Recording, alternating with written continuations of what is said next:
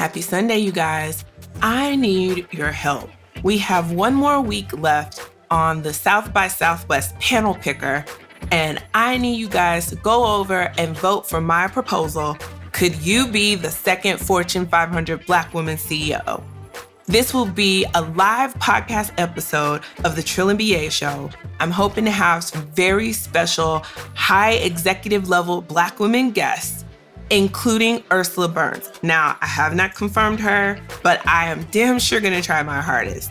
So go on over to panelpicker.sxsw.com/vote/101811. That is the exact URL for my proposal.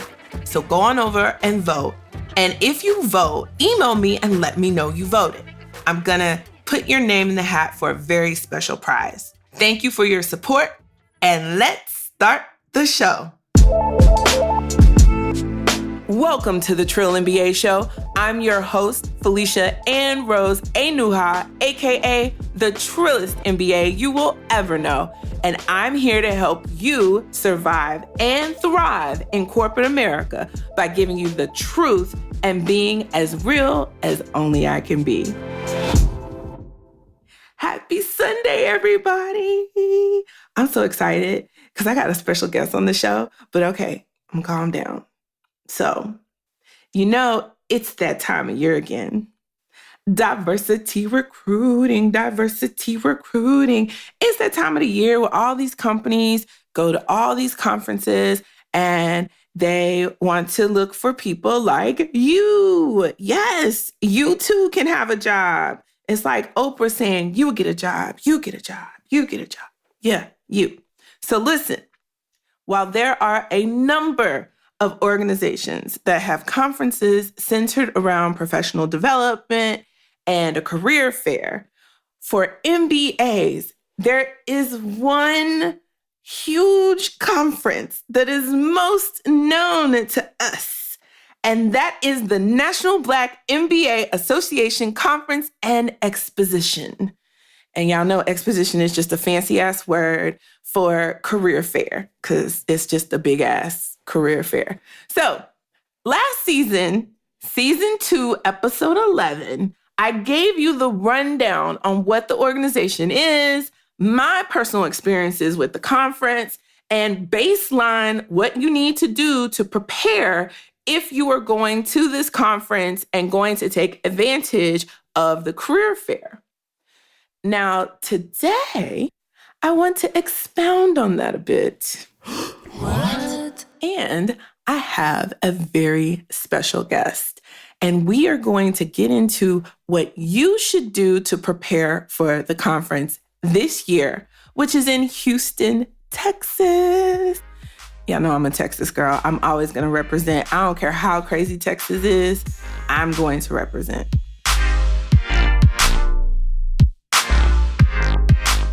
Now, let me tell y'all about my friend. Her name is Cherice J. Williams. First of all, Cherice is a badass, and I think deep down she owns it, but her very beautiful and humble spirit won't let her own it like I want to see her own it, but that's on me. I'm not going to put that on her. But let me tell y'all about Cherice. She is a strategic, consumer-centric marketing leader with award-winning ability to increase consumer engagement and build brand relevance across various categories, industries, and Fortune 500 companies, y'all. These companies include Target, Pizza Hut, and Botox Cosmetics. Oh, girl, we got to talk about that. I might need a little. Anyway, listen, y'all. Currently, she is the senior brand manager of tequilas, cognac, and multicultural for Beam Suntory. Yes, my girl turns up for work. She holds an MBA from the University of Miami School of Business and a BS from the University of Michigan, Go Blue. I got so many of y'all I love. And sits currently as the president of the National Black MBA Association, Dallas-Fort Worth Chapter. Now, what she won't want me to do, but I'm going to do anyway, is I'm going to brag on her for a minute because she is a boss. This woman has taken this organization from a little less than 400 members to over 1,000 members, y'all. She is doing amazing things, focused on the mission of being an organization focused on facilitating connections and growth opportunities between DFW African American professionals, Fortune 500 companies, and the community.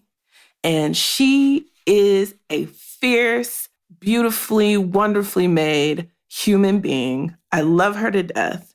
Cherice, thank you for coming on the show. Because I know this ain't your MO. You know it's not, and I always appreciate you for hyping me up. Whatever. I just tell the truth. Sunday. I tell the truth, y'all. I'm telling y'all, I cannot wait for the world to know who Cherice J. Williams is. That's all I'm saying. But Cherice, now you are super polished and super professional, but you're also from Detroit. So now before we jump into giving the people the real about the National Black MBA conference, I need you to promise me that you're going to keep it 100% trill from your deep Detroit spirit soul. You know, first of all, we need to stop talking about Detroit like it's some special place. It is a special place. But yes, I promise to keep it trill, Felicia. Thank you. Y'all, Cherice think I'm crazy, but y'all know I'm crazy, so it's all good. So first, we're going to talk about our first National Blacks. And so, Cherice, do you remember your first National Black MBA conference? I do. Where was it? It was in Atlanta. Oh. I was entering or just starting my first year in MBA school, University of Miami.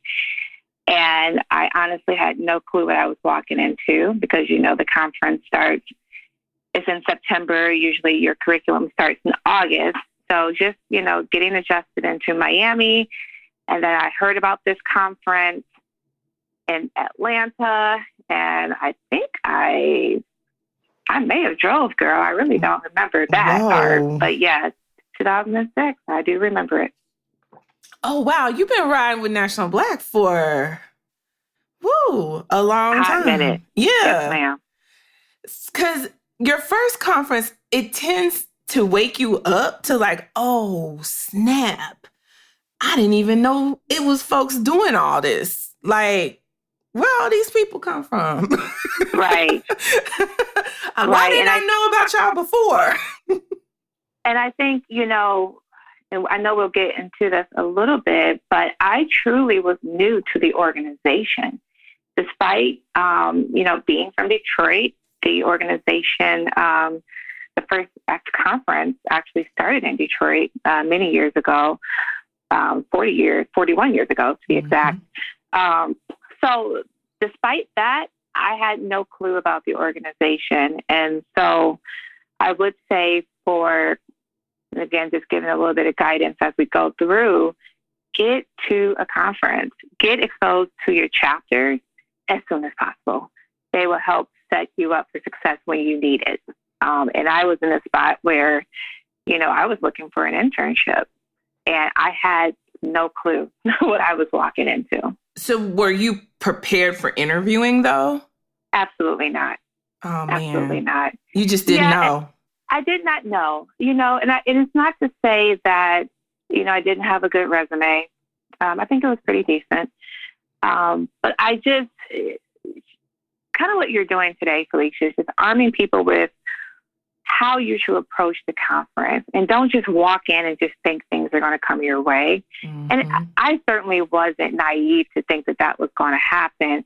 I just also had no understanding of even what I was walking into.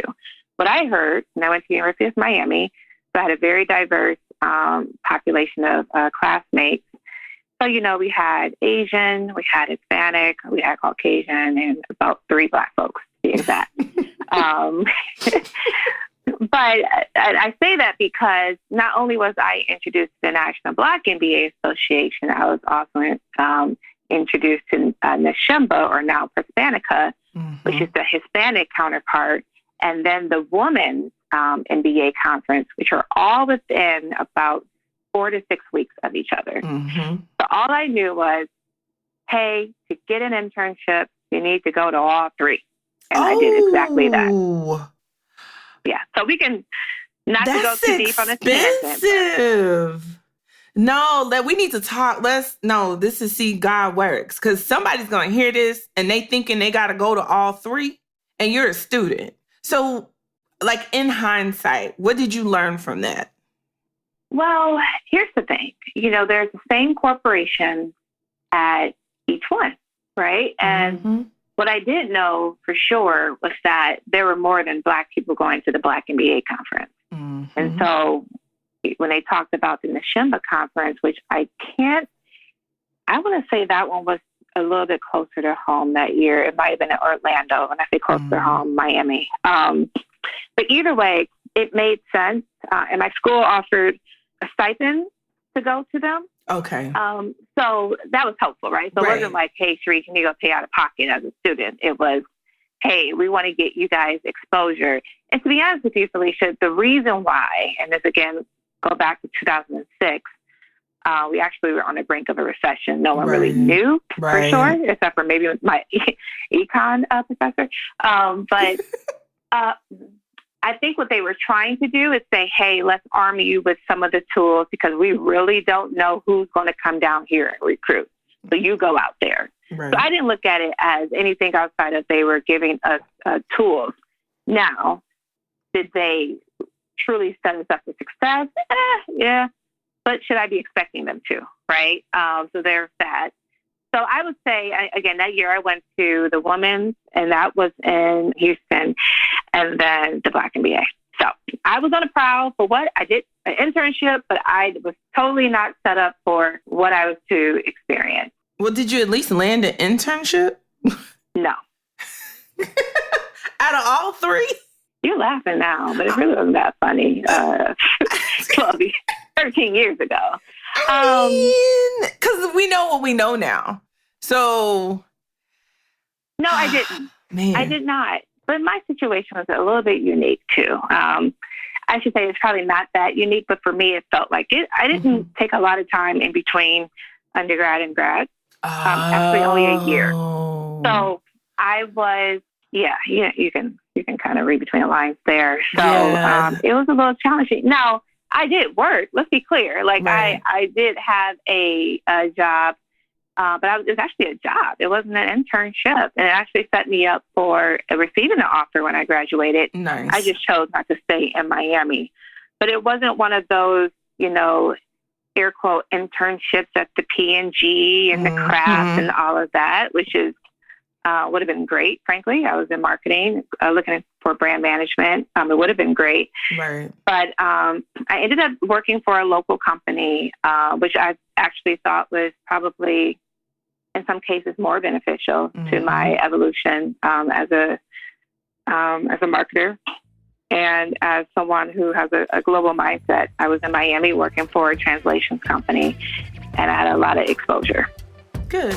And that's important.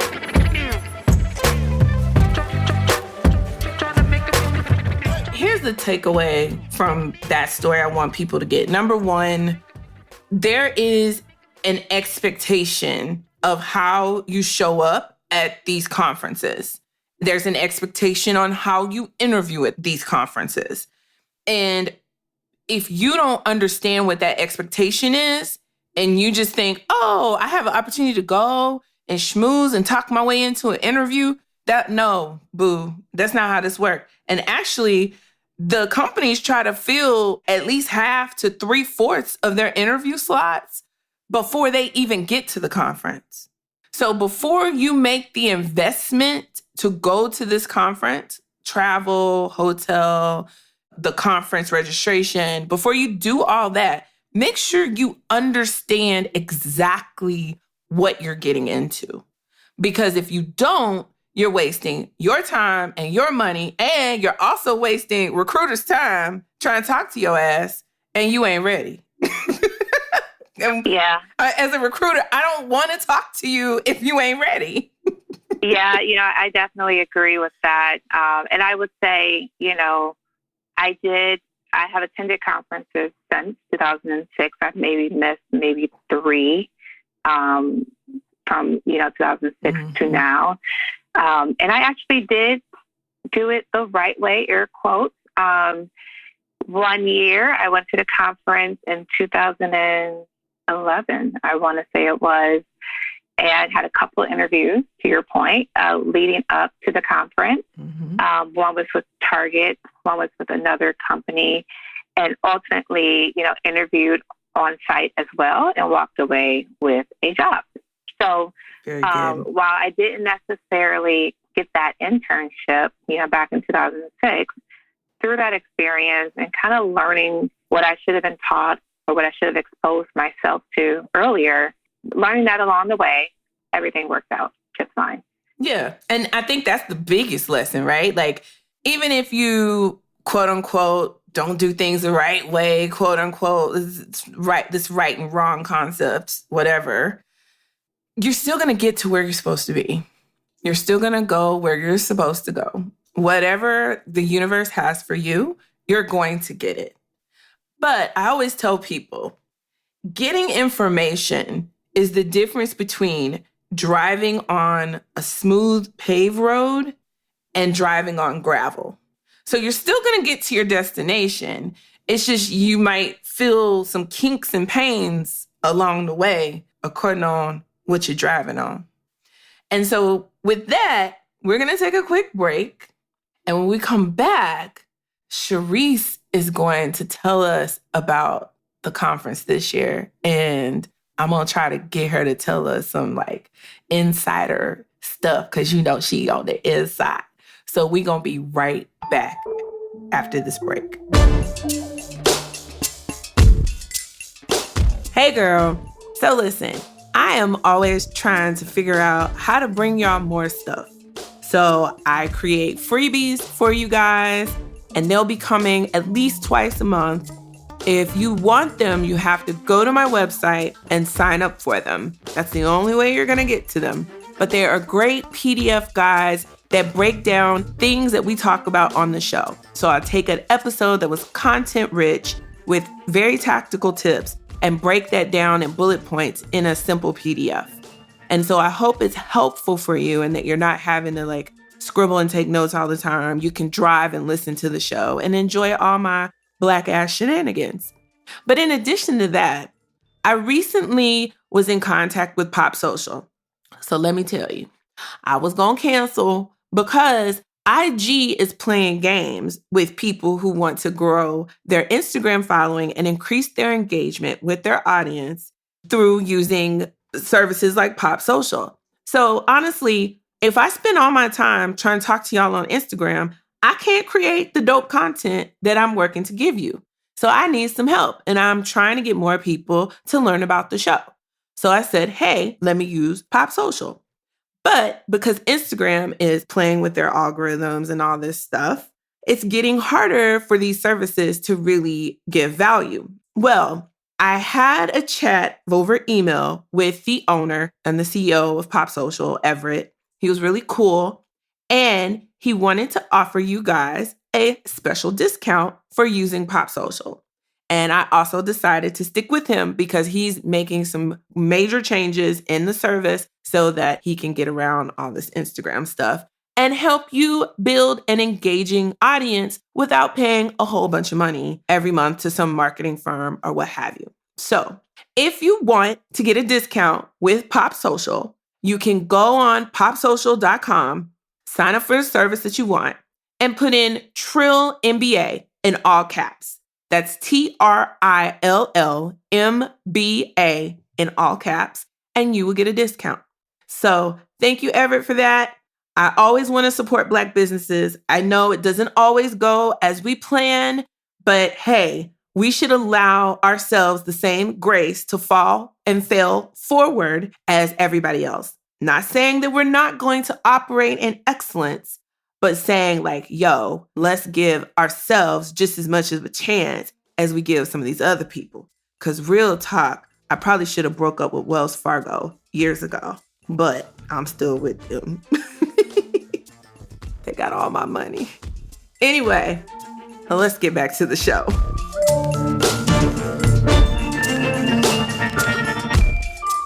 And we are back. So, Cherice, you have been on both sides, right? Have you been a recruiter at the conference for one of your companies? Not a part of the team, but definitely more of a passive recruiter, I would say. That's fair. You've seen the workings. You know how it works from the other side of the table. Absolutely. Yes. Absolutely. Yes. And so we're going to give you a glimpse of what, from a recruiter standpoint, what the conference is like, because we've both been on the other side working for the companies that come to the conference. And so we want to help you prep from that point of view. But first, I have a quick question for you, Cherice. How do you feel the conference has changed over the years? Great question. Would love to have this dialogue here. I would say the conference has not changed that much, and that is part of the problem. I would say the format of the conference has remained pretty consistent. You know, it is Monday through Friday. Monday through Wednesday are more of those leadership workshops, whereas Thursday and Friday are really dedicated to those that are searching for their next career. And I think, again, I got a part of the organization in 2006. We're 13 years later, and I haven't seen a lot of deviation from it. But I know, as you mentioned, as an insider, I know that there are challenges that the organization faces overall, and largely with corporations thinking differently about how they attract diverse candidates.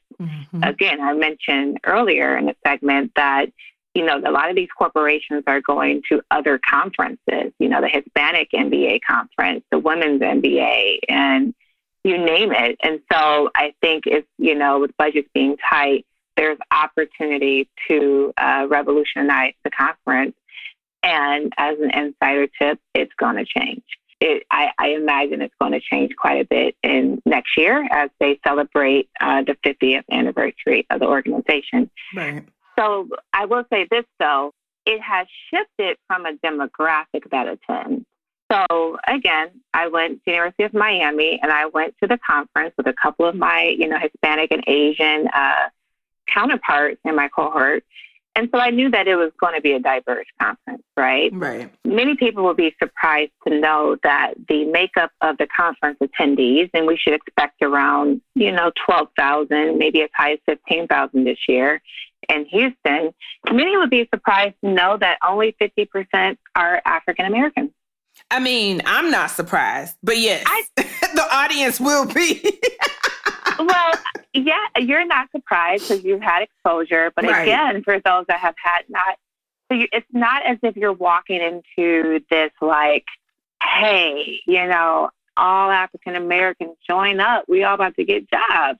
No, it's the real world, which means that more and more people, because it is a phenomenon. It has been a great conference, right, over the years in exposition, which means that other people are saying, I want in on that. Oh, and my school is going to sponsor me to go? Right. I mean, we've seen busloads of universities. Brigham Young, I'm going to call it out. Brigham Young, the first year they came with a one bus. Then the next year they came with like two buses. I was like, I mean, they have made this a strategy for their students. Yeah.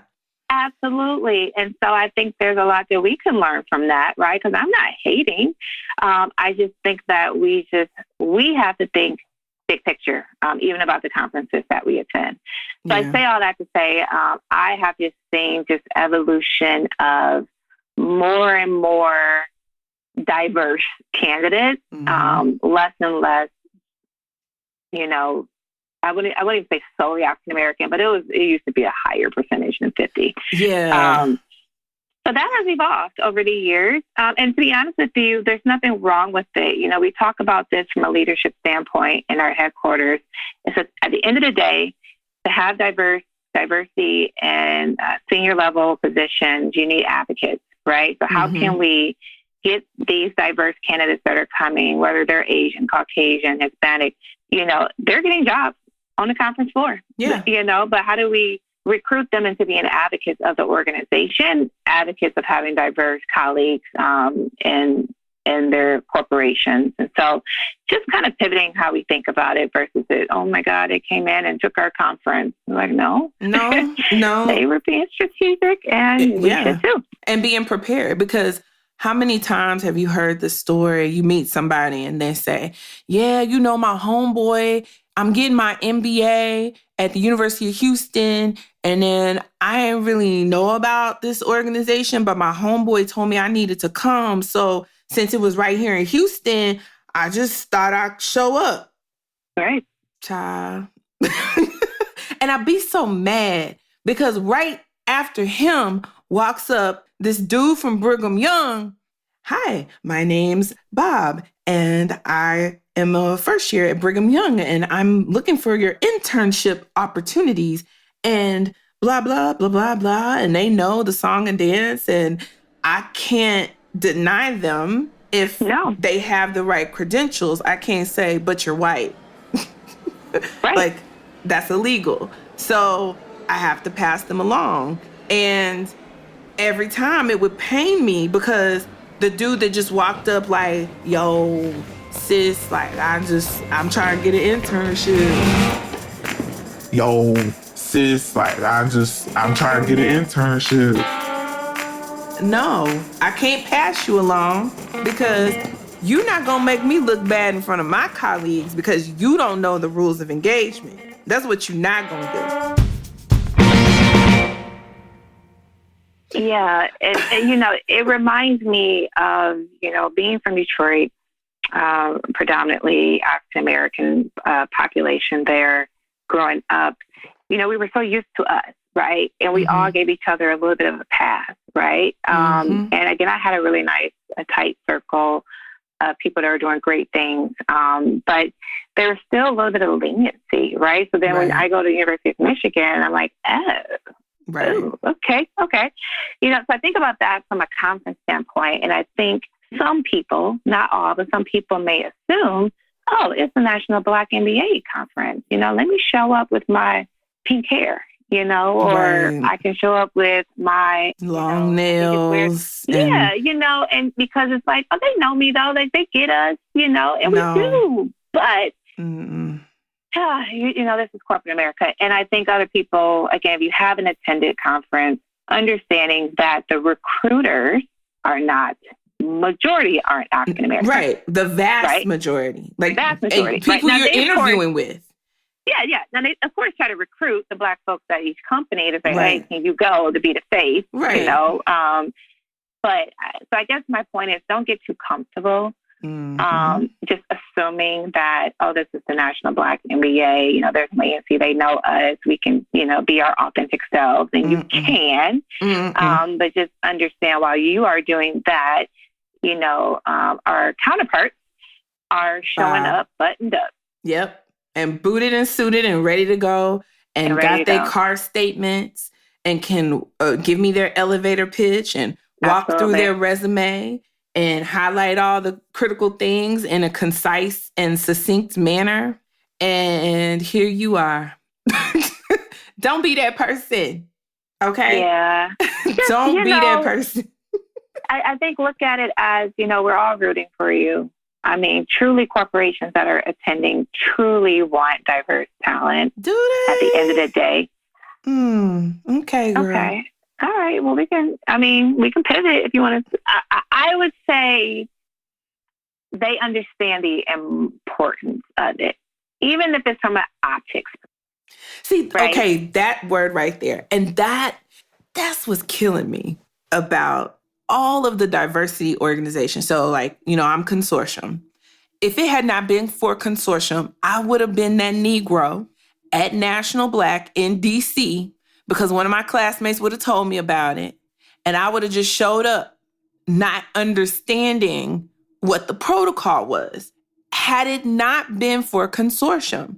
Because consortium is like a mini National Black conference because they have a career fair. And so the career services prepared us for this career fair. And I mean, intense preparation. And so because of that, I went to National Black, I killed it. But had it not been for that intense preparation 2-3 months prior, I would have been a hot, shitty mess. Yeah. Because I didn't know.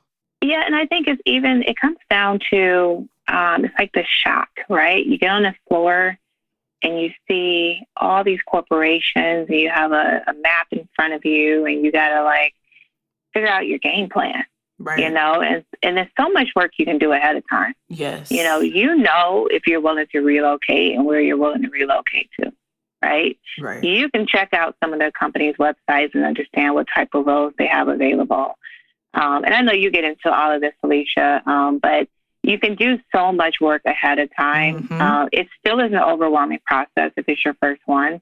But one of the tips I would just tell people, and this is as far as getting involved with local organization as well as the conference, don't wait until you need a job to get involved. Amen. You know, like, don't wait because, Lord, you just are going to feel so overwhelmed. Mm-hmm. I wish I would have knew about the organization, let's say, a year prior. Yeah. And just went, paid the lowest level ticket fee just to go check it out. You know, no pressure. Just, hey, I'm just here to observe and learn. And that way I can know how to tackle it for the years I really need it. That would be my biggest guidance because, your first time, even if you're prepared, and Felicia, I'm sure you were so buttoned up, it probably still was a shock to just walk on that floor. Oh, yeah.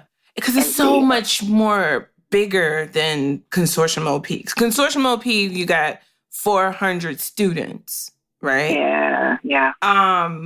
This is 10,000 plus. In a light year, it's like 12,000. And in a heavy year, it's 15,000. Like, and it's just people everywhere. And it's crazy. And that's the daytime, right? So the daytime is business.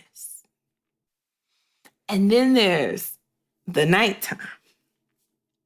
So when we get back from the break, we're going to talk about the do's and don'ts of managing the daytime and the nighttime of National Black MBA. We'll be right back.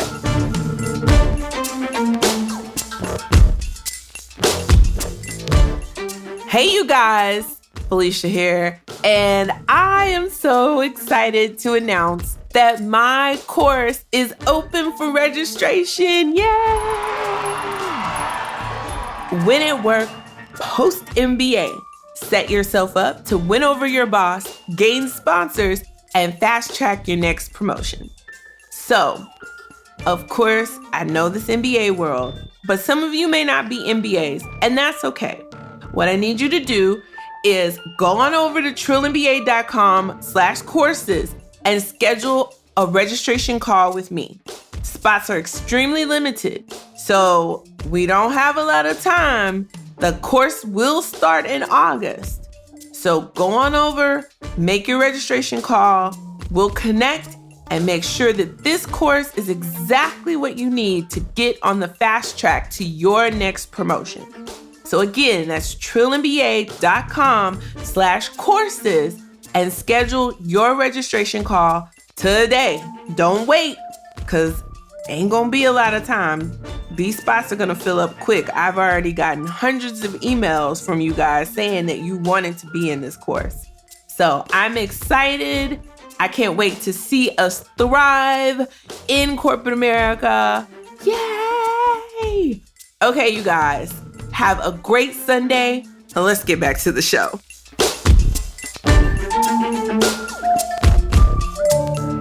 All right, you guys, we are back, and I am with Cherice J. Williams, president of the National Black MBA Association Dallas-Fort Worth Chapter, and marketer extraordinaire by day. And then she deal with all us Negroes up here in Dallas as president of the chapter. But she loves us, though. She loves us. She loves us. So let's talk about, real quick, for the daytime, just some practical things. So like my practical thing is, don't wear high heel shoes, ladies. Get you some nice, comfortable, wedgie, flat, something very professional. Because underneath that thin piece-looking carpet is concrete. And you're going to be on your feet. And it is not smart, and it doesn't look smart if you're limping and tipping on fofos around the conference. Well, let me just say this. Some people feel more put together with heels. It's like your stature, how you're standing, how you're presenting. So here's my tip. If you're that woman in particular who's like, I need my heels, especially in my suit, bring a pair of shoes with you. Okay, so that's fair. It is a lot of walking, right? But what I literally do is I keep a pair of flats with me, and when I get too close to where I need to go, I hop in that bathroom, make sure nothing's in my teeth. And I kind of just do a once over, throw my heels on, and hit that floor. Yep. So but I also have to wear several hats too, and I've had to wear several hats over the past few years. But I guess that's my tip for those. I agree with you 100%. So it is a lot of walking, and the last thing you want is your toes to be falling off, and then you looking real crazy, right? Because you still got the night. You still got the night ahead of you. Exactly. But I would say this. Typically, some years they give you a bag, and I guess the past couple of years, I think they've had to cut costs a bit. But have a nice little bag, whether it's a book bag or whatever, laptop bag, and have some flats. Keep them in there. I think that you need it. You need flats. It's just a balance of what you feel most comfortable in, especially if you are interviewing. See, she's so strategic. I was just like, don't wear heels. That because I'm so black and white. I'm like, don't do it. But that's for me because I don't even like wearing them things anyway. So I got big flat feet and I don't have time to be hurting 5 minutes after I put shoes on. It's just rude. I would just say, just make sure your flats ain't raggedy. Okay. Yes, don't be raggedy about nothing. Yeah. Make sure they're some nice, slick black or whatever color is your choosing. But I wouldn't say go like, well, you know what? I would say something. And this may go back to our previous comment. Last year, this guy showed up in some Louis Vuitton, like razzle dazzle shoes. And I was like,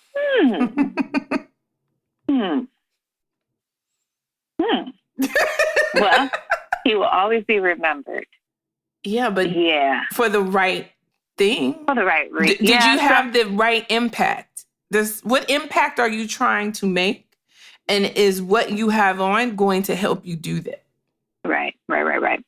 And maybe if it was a company that, image was important, more important than maybe your technical expertise, then that would fly. But I think he was in like the Microsoft line, and I was like, I don't know, that feels, yeah. But, whatever. But anyway. But that's why research is important. So tip number 2, do your research, guys.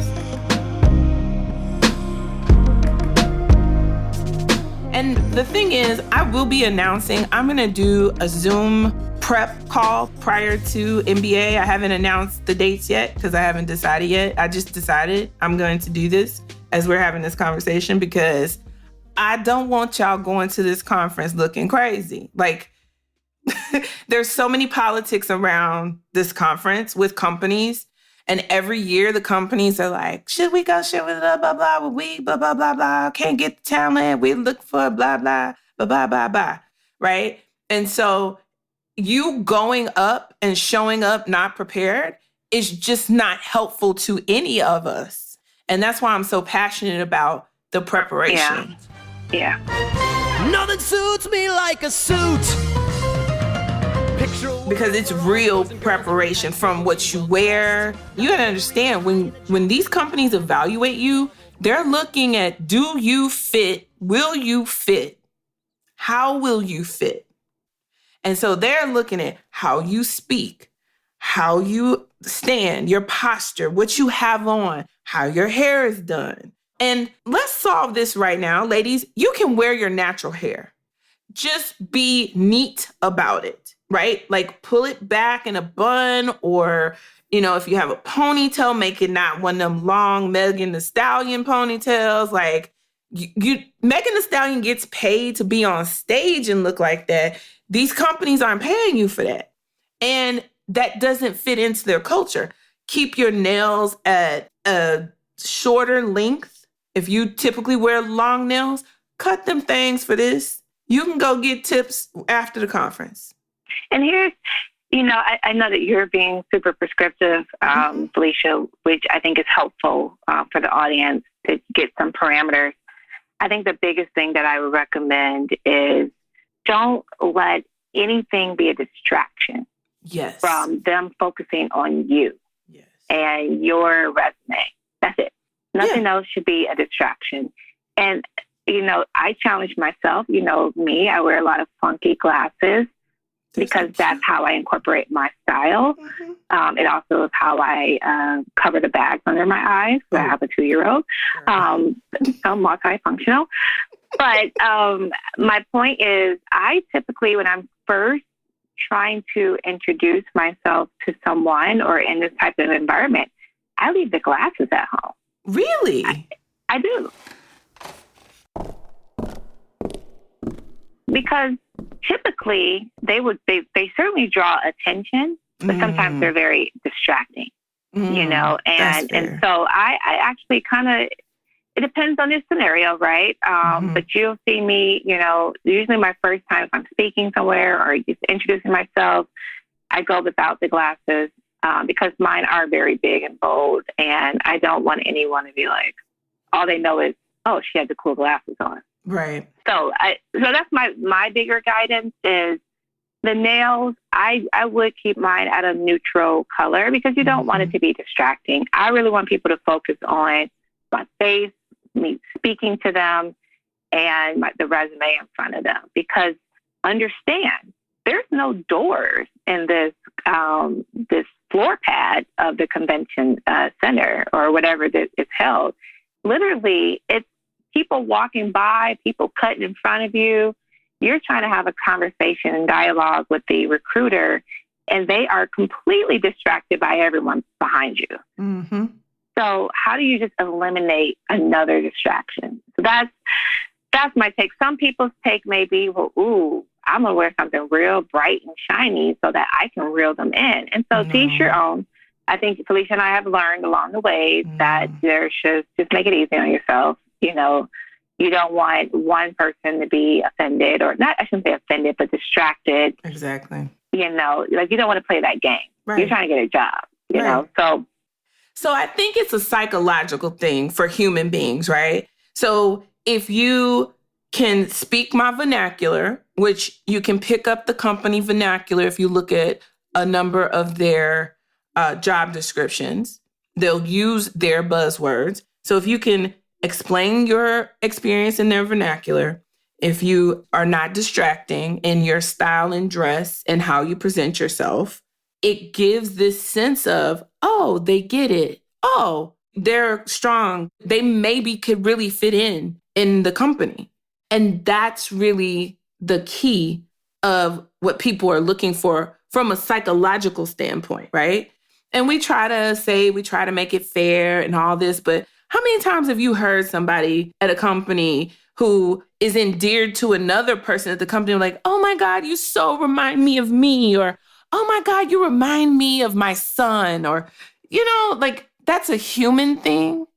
Even though we know at the crux of that, because, slavery, that racism and bias is in all that.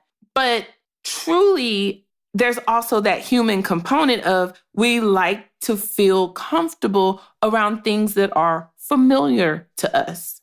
And so knowing that, you should work to plan your strategy of how you're going to talk to these companies, how you're going to approach these companies. And if I can just add to this, it's one thing if you are going to conference and you say, I have a short list of three companies, period, right? I know these companies. I know my style is going to win all of these companies. Go for it. Right. What we're not saying is you need to go to every company. You got to appeal to every company. You shouldn't. You should have a very short list of, I would say your top 3. Yeah. Go there. No more than 5. You ain't gonna have time. After 5, you're dead. But I guess the point is, you have to pick a style that is flexible across all of these companies. Mm-hmm. That is the key there. When you do your one-on-one interviews, when they invite you to the corporate office, if you want to show a little razzle-dazzle to show, hey, this is who I am, I recommend doing it, because if they don't like the authentic you, then it's not meant for you. Right. But you're at a conference where you have hundreds of companies, and you probably don't have a short list. You probably got 10, and you got to find a style that is flexible to all of them. And I think that is why most people would recommend stay pretty neutral, the blacks, the grays, the navies. Don't do too much, because you just never know. But again, if you are targeted and you know exactly what you want, I applaud you, and lean into the style that works best for those 3 companies. Amen.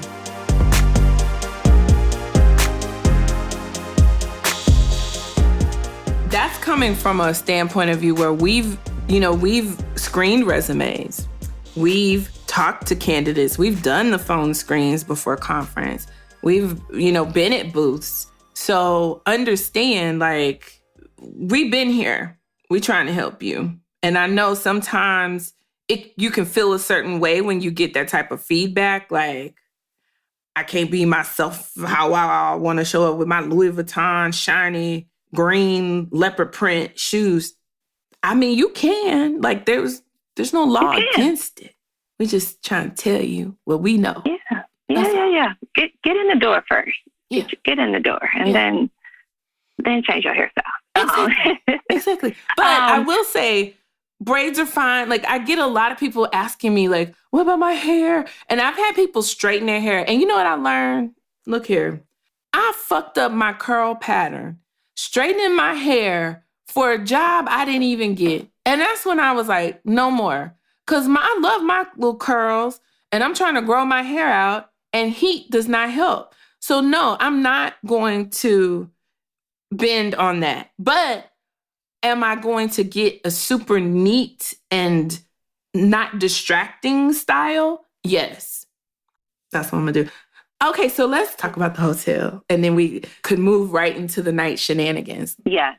So my guidance is, again, it's a lot of walking. It's typically at a convention center. You're typically going to want to do some receptions and all of that fun stuff, which we may talk about next. Again, if you're going to wear a little bit of heel, I recommend it. If that makes you feel good about yourself, makes you stand stronger and feel more confident, make sure you stay close. Make sure you stay, literally you're in walking distance, or a quick Uber away, because you don't want to be on the other side of town and some things are happening at the convention center. You want to be accessible. And so I always recommend staying at the host hotel. It's typically a Marriott. It's typically a Hilton. I understand there could be cheaper rates, but you got to understand the opportunity cost. If you're staying, I remember in Detroit, one of our members, and I'm from Detroit, right? So I have a pretty good understanding of geography there. And she said, well, I'm going to stay by the hotel. It's cheaper, $100 cheaper. I'm like, okay, so you were willing to stay in traffic, roughly an hour away from, why? It's not worth it. It's not. It's like, what? No. It's stressful. Why would you say, it's stressful, right? Think about that strategy. I understand, especially if you're a student, full-time student, sometimes you ain't got the money, especially if you're going to stay for an extended amount of time at the conference. But that's where you pair up with some folks. Don't be afraid to do, split a room. But just think about that, because where you stay absolutely factors into how much you get out of your whole experience. Because there's so much that goes on in the lobby of the host hotels. Yeah. Because recruiters, they have their friends that come. So while you're at the career fair, there's a whole nother conference happening. And I didn't realize that until after I graduated. And I told my company that I wanted them to sponsor me to go for professional development. And I did the Leadership Institute, which was amazing. And it was in LA. I would never forget this. So it was like 2011, 2012. It was after I graduated. And so I got to go to LA for the week, which was great because the weather was great. And I did the Leadership Institute. I learned so many things. I came back and implemented some of those things, just trying to be a better leader. But it was eye-opening because every other time I had gone to the conference, I was on that career fair floor, booted and suited, on a mission, will not leave business school without a job. Well, now I have a job and oh my God, there's all this professional development stuff. So even if you're not a student and you're listening to this and you're looking for a professional development opportunity and your company will sponsor you, the conference is a great place to go for networking, professional development, training, and opportunities. So I definitely recommend it. And I had a ball because either my friends were there recruiting with their companies or they were there for professional development. And so the thing is, when you get us all together, it's going to be a party. And the companies encourage the parties. In fact, there are companies who sponsor like really big parties that are free for people who have paid for registration. There are also other parties that peripherally happen that aren't necessarily conference sponsored or approved, but those parties are cool too. And so you have to look out for the info in your email and you got to stay connected. And the best way to do that is get connected with your local chapter. Agree. But I would say, so echo your sentiment around the leadership. In fact, probably the last 4 or 5 years I've gone, I exclusively only engaged in some of those workshops. Mm-hmm. I also did a leadership and entrepreneurship institute. So those are back. They took a little bit of a hiatus the last couple of years, but those are back. A little bit more of a price point. But again, there's actually a document on the website that you can download, send to your employer and say, hey, you believe in D&I? Well, guess what? Here's a conference that is going to propel me as a leader. You don't have to do anything besides send me and pay for it, obviously. So right. I definitely recommend that. And then, yes, the afterlife. And well, here's the thing. Okay. I always remember this. I want to say, I really don't know where it was. Indianapolis? Oh, there was a conference. 2012. Yeah, it was 2012. Yes, I spoke at that conference. Okay. Here's the thing. People, again, understand where you're at. Mm-hmm. Understand. Just don't ever forget. There are going to be some great parties, great kickbacks, receptions, all of that fun stuff. And that is truly to network. Let your hair down just a little bit. Here's a tip. Here is the tip. If you want to truly let loose, hold on to it until Friday.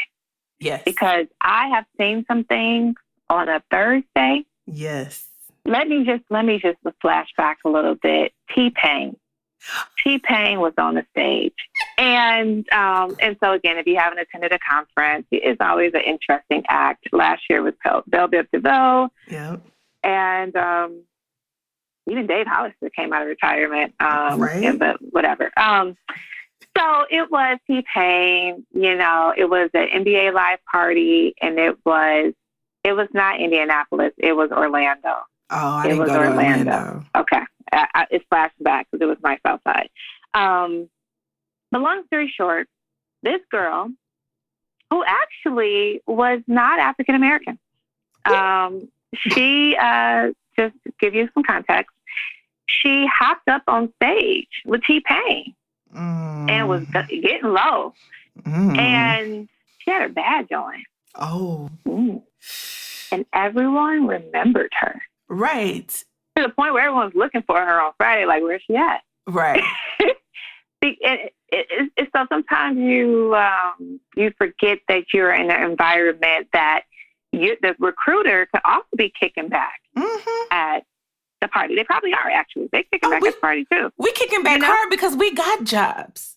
Yeah.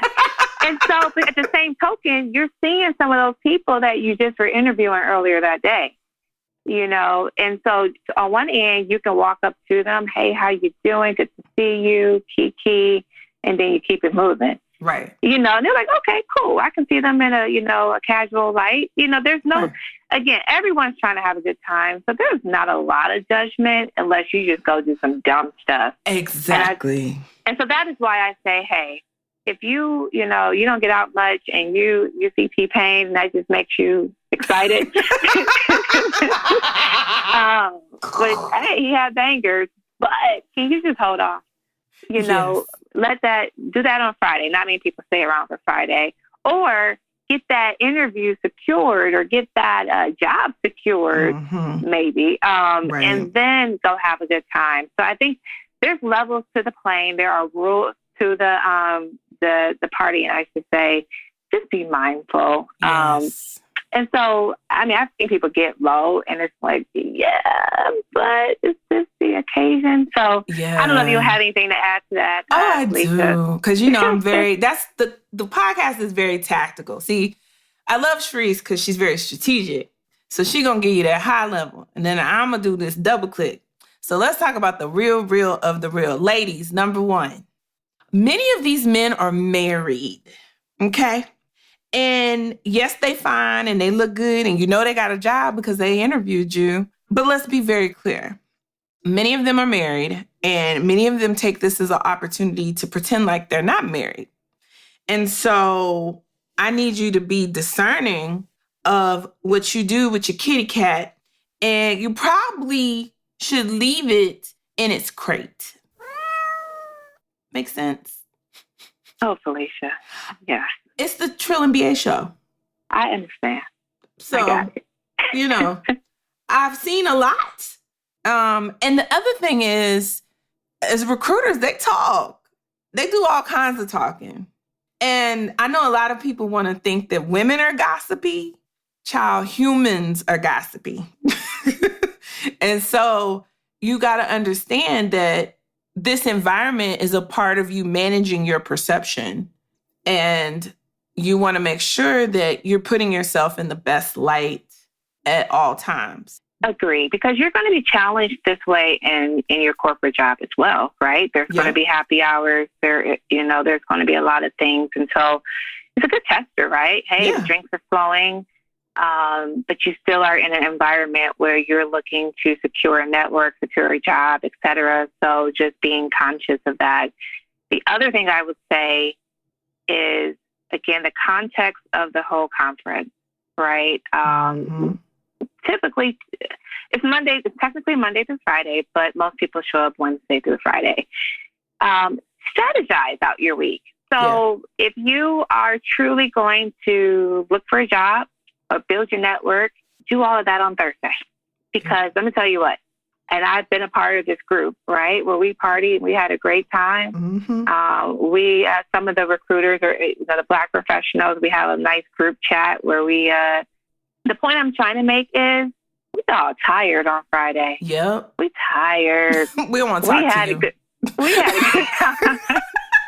I've seen some of my good friends and buddies, like at the recruiting tables, eyes glossed over. Yes. They slumped themselves. They just trying to make it through the day. If we're keeping it 100% real, right? And so I think that, being strategic about where you put a lot of your emphasis, Thursday is it. Thursday morning, to be exact. Everyone is fresh. When you start to trickle into Thursday afternoon, it's like, look, come on, hurry up. I got to go eat. I got to get ready for this party or reception. Right. And then Friday, whew, it's and it's so crazy. I see some people so excited to walk into that conference floor on that Friday morning, 8 a.m. sharp. They ready. And then people be mad. Everybody that got that shift, that 8 o'clock shift on Friday, are pissed. So mad. That is the worst shift. If they make it. They make it. Because some of us don't make it. Like, just being 100%. Some of us are like, look, I got to they'll be like, off. Right, the HR will handle it. Yeah. So it's keeping everything in perspective. This truly should be a conference that you enjoy. It is a great opportunity to connect with, African-American professionals. And so make the most of it. Have fun. Yeah. Just understand the rules. This is what this podcast is for. The rules of engagement. That's what I want you to understand. So, Cherice, before we get out of here, what do you hope your local members gain from attending the conference this year? Well, here at Dallas, Dallas Fort Worth, to be exact, we have around 900 to 1,000 members. Numbers been wonky a little bit lately, but I'm going to say 1,000 if you want to edit that. But we have 1,000 members, and, we have spent so much time and investment in them and arming them for things for the conference, right? A lot of the local chapters, they put a lot of work in with professional development, seminars and symposiums, leadership, to supporting you with your LinkedIn profiles. Like every chapter has their own sort of programming, but for the most part, the programming all culminates at the conference. And it really is to set you up for success. And so it is my goal with our membership, especially being 3.5 hours away, to go down there and secure the bag, secure the opportunities. And so we actually locally, and again, a lot of chapters are doing this, but we have a resource lab, if you will, on August 28th of this year that is going to arm them for conference, like specifically, and having people sit on a panel and talk about it. So Felicia would love if you attended that. Yes. And, but we do a lot, essentially, just to make sure that you are prepared. And so it kind of full circle with our conversation. Get involved with the organization before the conference so that you have the tools, because the chapters have the insider tips and the exposure with the headquarters to ensure that you truly are set up for success. So I'm excited to see a lot of my members down there. We showed up big in Detroit, at least around 50 of us. So I imagine we may double that with just a short drive away. Yay. And then what are you hoping to gain from the conference this year? I mean, you've gone to so many, like, do you still get things out of the conference, or is this like, I go out of duty? I really do. Someone asked me the other day, like, why are you the president? It's volunteer. You're not getting paid. So it's kind of, I have a similar response. It's like, I am passionate about us winning in corporate America, or winning in our own, entrepreneurship ventures. And so I will always support the amount of investment that this organization does for us. And I am, thank God, this year I am not looking for a job. I am very content in my 9 to 5. Hallelujah. But I love to go for the leadership as well, Felicia. So I sign up. I am front row in a lot of those workshops trying to learn. And I set goals, which is what I would encourage anyone to do. Set goals for the conference. Whether that is, I want to meet 3 new people. I want to walk out with a mentor. I want to secure a job. I want to whatever, right? I also have goals of, my time investment, because it's taking me away from my family, taking me away from my job. And so I want to ensure that I'm just not going just for shits and giggles. I do enjoy the parties, but I also go to try to get some professional leadership tips as well. Awesome. Well, Cherice, thank you so much for coming out of your shyness, because Cherice is a little shy, y'all, even though she's photogenic as hell. She does not particularly care for the spotlight, but she shines so bright, you guys, as you can tell. And she really does care. And y'all know I only fucks with the real ones. So, Cherice, I will expect you to be back on the show to talk about career stuff in the future, because this was amazing. Thank you for all of your knowledge and sharing with us from the inside, like how you need to think through preparing for this conference. So this was amazing, and I appreciate you. I will be harassing you as usual most weeks because we are friends. Yes, we are. And Felicia, thank you for inviting. I've been waiting for an invite for a while, and I thought you just been dissing me, but it's cool. But thank you for the invite, and thank you for always making me laugh and keeping it real. You got to love that about you. And hopefully all of your listeners love that about Felicia as well. Well, I love everybody. So listen, you guys, if you need some help or advice about a specific situation at work, go to trillandba.com/coaching to schedule a free 30-minute consultation with me to strategize and walk through your specific work situation. In addition, you can always email me at ask@trillandba.com. I love getting your emails and I always email back. I'm happy to either help answer your question or connect you to the right person if I don't have the answer. So like somebody like Cherice. Again, that's trillandba.com/coaching to schedule a free 30-minute consultation with me, or ask@trillandba.com to submit your question or concern. Until next time, you guys, get ready for National Black, prepare, plug into your local chapter, and keep it trill. The Trill MBA Show is a Fair World Corp. LLC production. Executive produced by Felicia and Rose Inuha. Sound design and editing by Chris Mann with Podshaper. Theme music is Kick Push by Ryan Little. Keep it trill every day, y'all.